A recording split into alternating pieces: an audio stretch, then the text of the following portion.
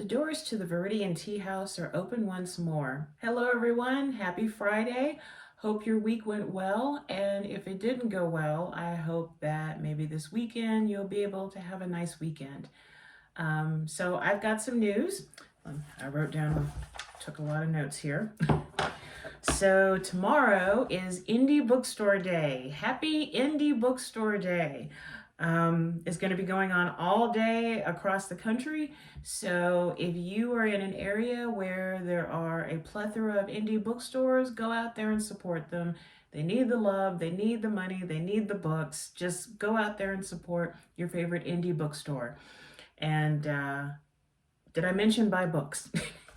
So tomorrow, if you are in the Denver area, the Denver Public Library will be having a pop-up sale at the Bob Ragland branch in Denver, and that's on 35th Street.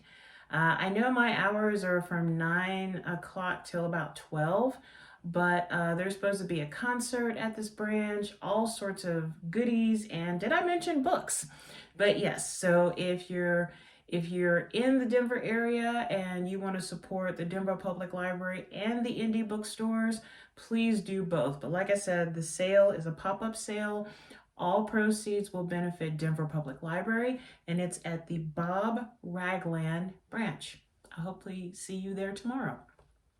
And on Sunday, I will be selling books, art, and tea at the Mountain Toad Brewing Spring Makers Market. That's a lot to remember.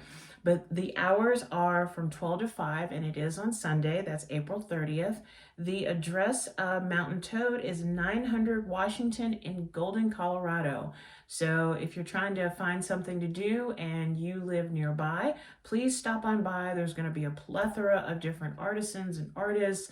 My good friend Sarah of Macarons and Muttons will be there. Please buy her macarons, because if you don't, I will. But yeah, so that's this Sunday from 12 to 5 at Mountain Toad Brewing in Golden, Colorado. So I hope to see you there as well. Alrighty, so I've got two books that I'm really excited about reviewing.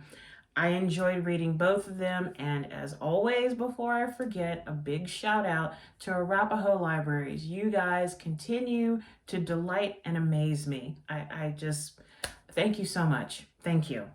So the first book is written by an author that never heard of, but thanks to Arapahoe Library, discovered her and really enjoyed this book. This is called Meet Me at the Museum, and the author is Anne Youngson. Now there's a very cool story about her. So apparently she started writing, this was her first book.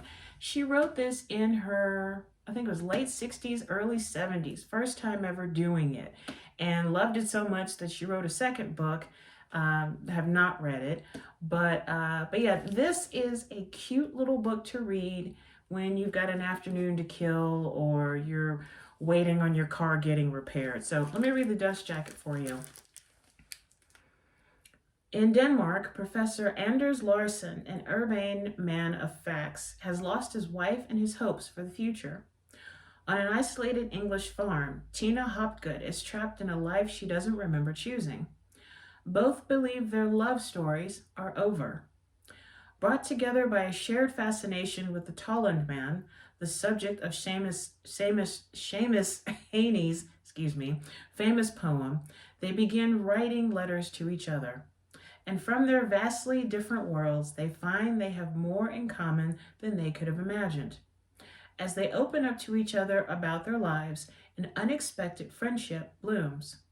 But then Tina's letters stop coming, and Anders is thrown into despair. How far are they willing to go to write a new story for themselves? And about the author, she's retired and lives in Oxfordshire. She has 3 grandchildren. Meet Me at the Museum is her debut novel and is being published around the world. But yes, this was such a delight. It's an epistolary novel.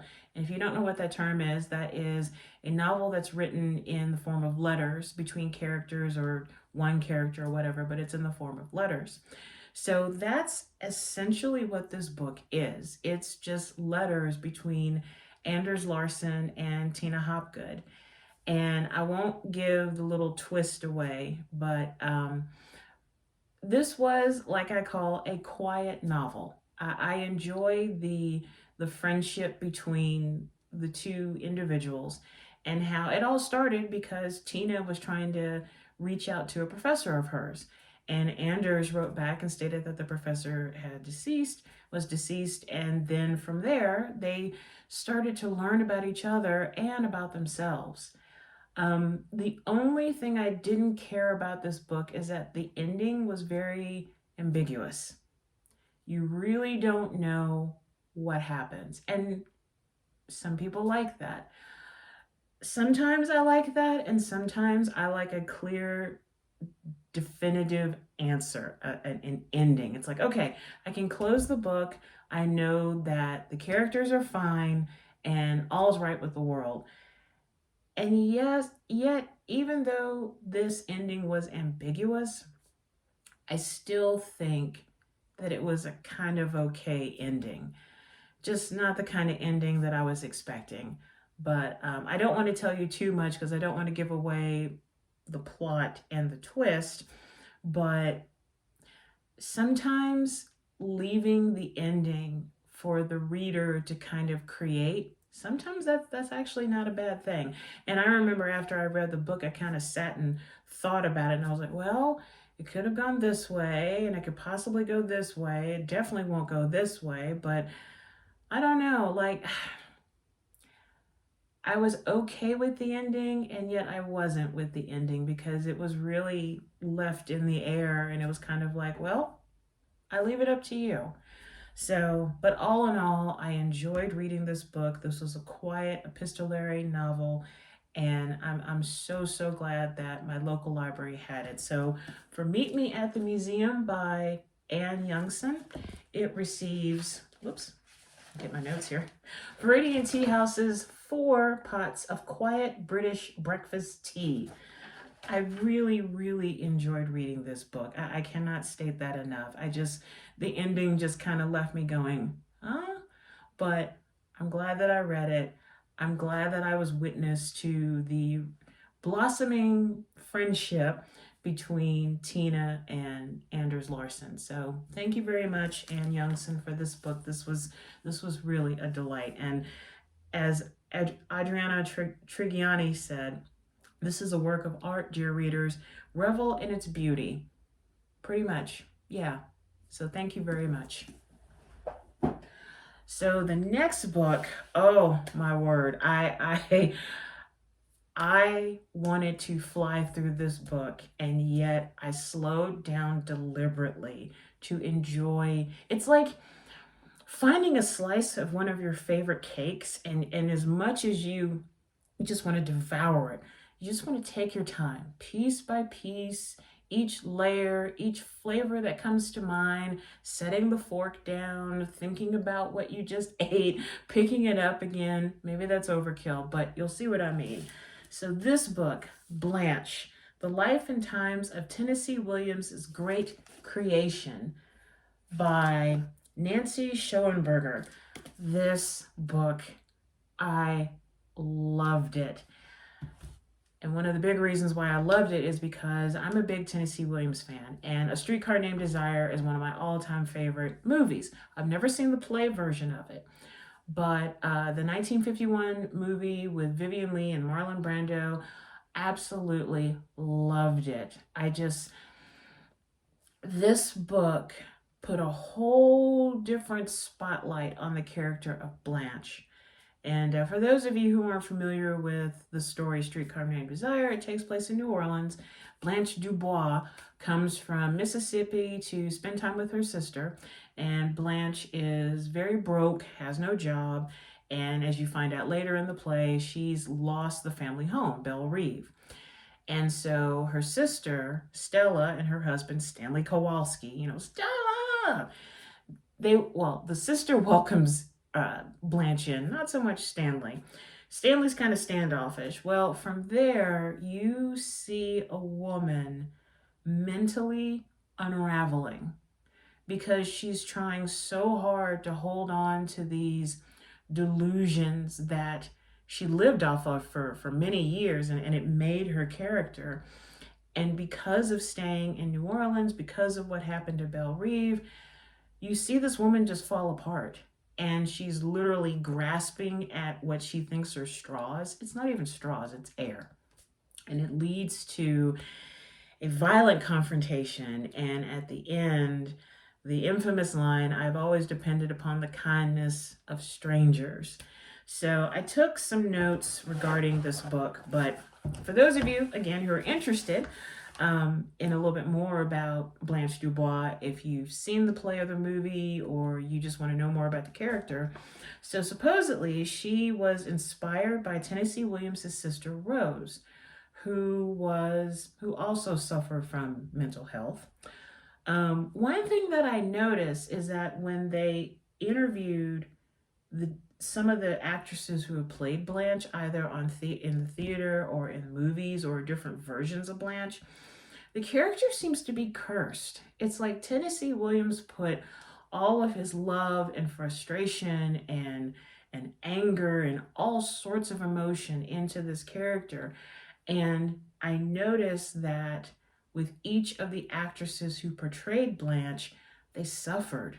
Like, they really suffered afterward. Like, it was so debilitating to their mental health, to their physical health. One person almost had a nervous breakdown. I can't remember which actress it was.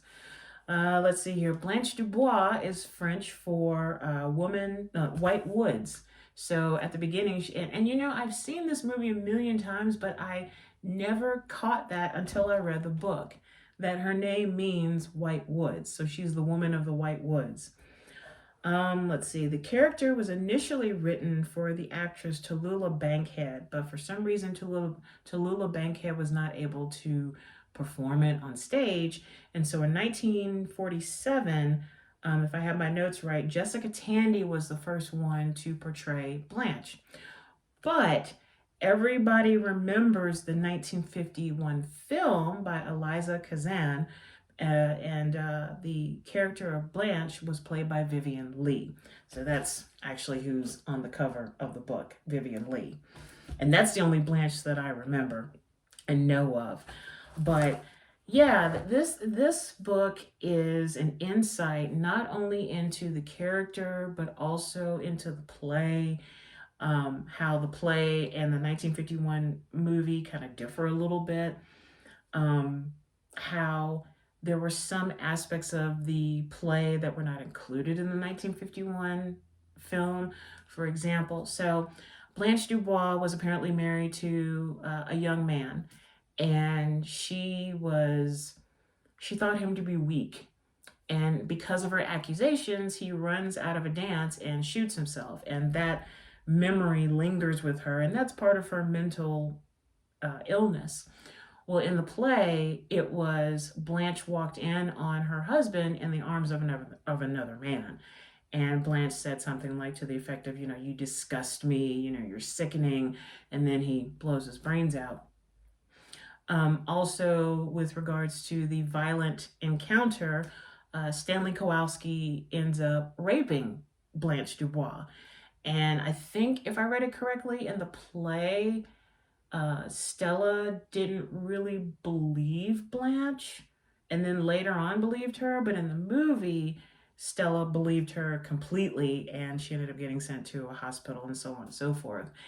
And yes, there's the infamous scene where, Stanley Kowalski's drunk, and he is part of a fight in the house, and Stella runs upstairs to her neighbor's apartment just to get away, and along with Blanche.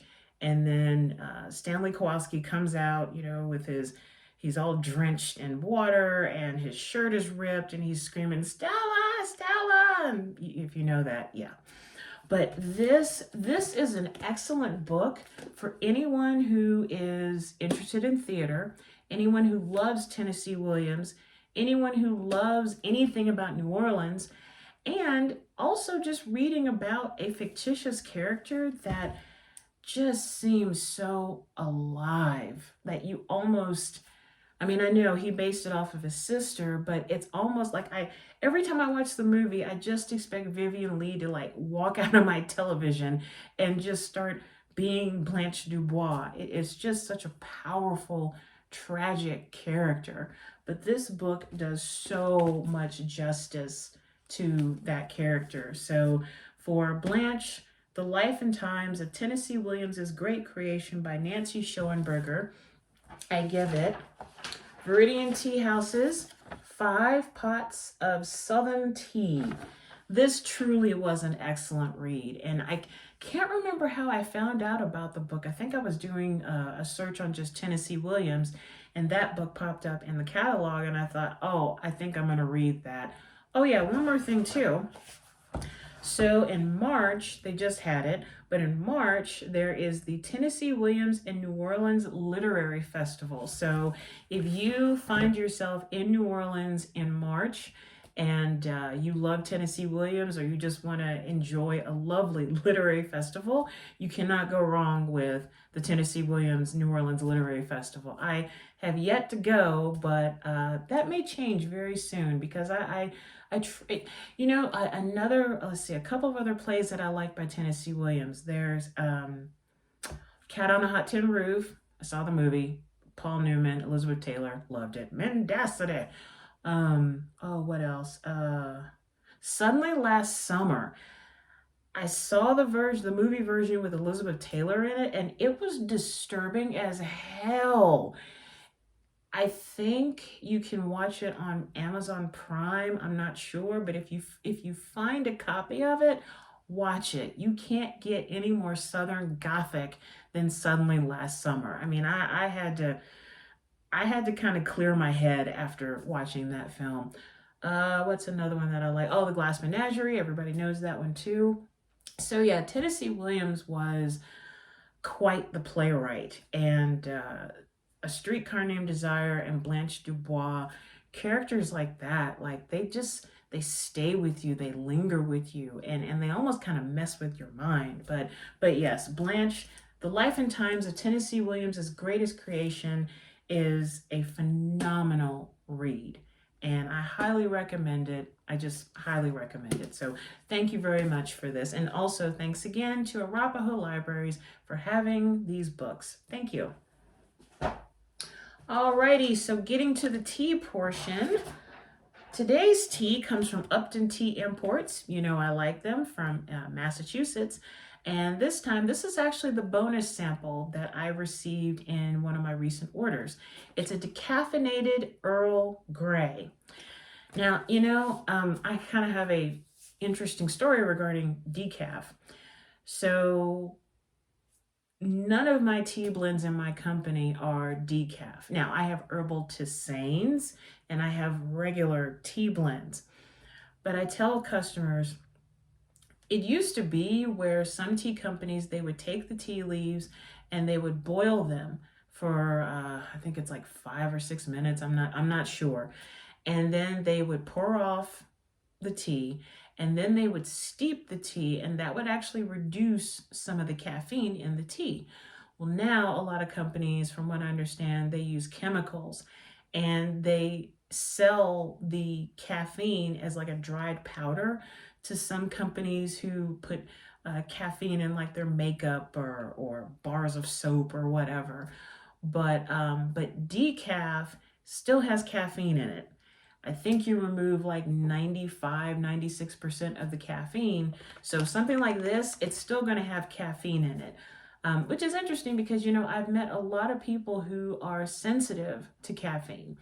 There was one person in particular who kept asking me, when are you going to make decaf? When are you going to make decaf? And I'm like, not everything is going to be in decaf. There are some teas that are decaf, but not everything is going to have a decaf version. So if you really are sensitive to caffeine, I just recommend an herbal tisane, honestly. So Earl Grey is one of my favorite blends of tea. It's black tea with bergamot. Sometimes you can add other ingredients like lavender or vanilla or what have you, but I just like a good cup of Earl Grey. And I've said this before and I'll say it again. whenever I make Bigelow's Earl Grey, I always end up sniffing the tea bag because it smells like Fruit Loops. I don't know why, but I have done that for years and I don't plan on stopping anytime soon. So here's my lovely cup of decaf Earl Grey. They did state to let it steep for about 4 to 5 minutes. I let it steep for about 7 because, yeah, I do that. So, decaf Earl Grey by Upton Tea Imports in Massachusetts.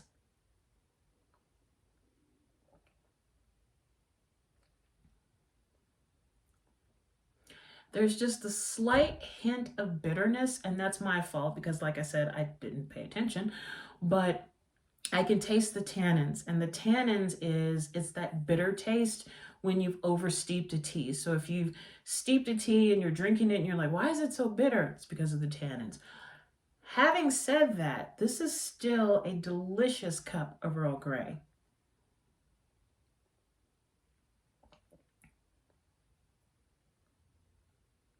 I'm definitely getting the bergamot. I really am. That's kind of like a shock to the system, but that's still a very smooth black tea that if you're not sensitive to caffeine, you can enjoy that pretty much all day. That's quite good.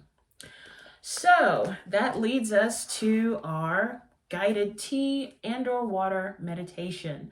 So you know the rules, but I always like to say them. Find yourself in a comfortable position, either seated like me, standing up, or laying down. Make sure that you have a cup of your favorite tea or water nearby. We're going to start with 2 deep breaths in through the nose and out through the mouth. Then you can either close your eyes or you can softly focus on an object in front of you. We're going to breathe for a number of counts.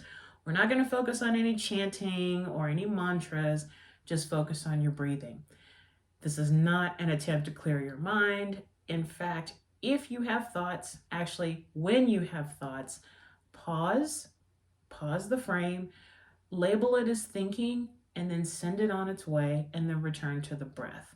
This is kind of like a mental exercise so that you're not being led down the rabbit hole with, did I get Pop-Tarts? Oh my gosh, I forgot to do laundry. I need to pay that bill. Wait, we're done with the meditation? Like that.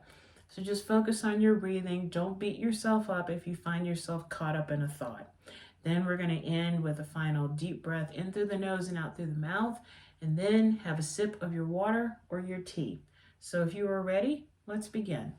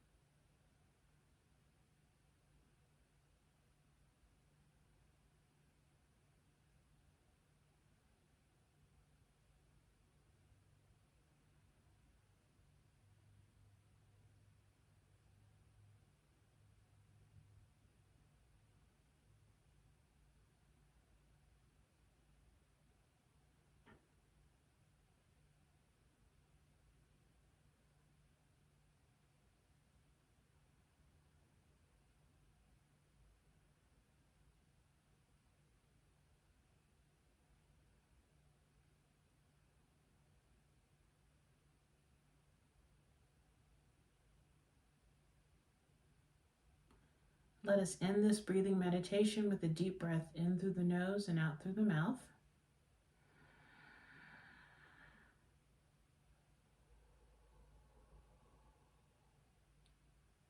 Slowly open your eyes or allow your eyes to come into focus again. And now enjoy a sip of your tea or your water.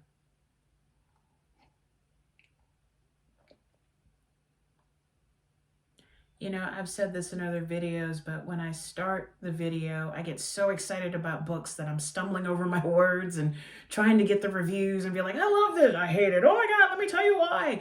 And then the tea part, I get so excited. But then after I do the guided breathing meditation with y'all, I get calm and I just kind of reset myself. I noticed that, like, it's amazing what 1 minute of just focusing on your breathing can do for you. So I hope that you enjoy these guided breathing meditation practices. I know I do. I know I need them. You know, we all have hectic lives, and sometimes it's just nice to take a break and take a breath. So that's all I have for today. Many thanks to the authors for their lovely books. Many thanks to Arapahoe Libraries for having the books. Thanks to Upton Tea Imports. Thanks to the Tennessee Williams and New Orleans Literary Festival.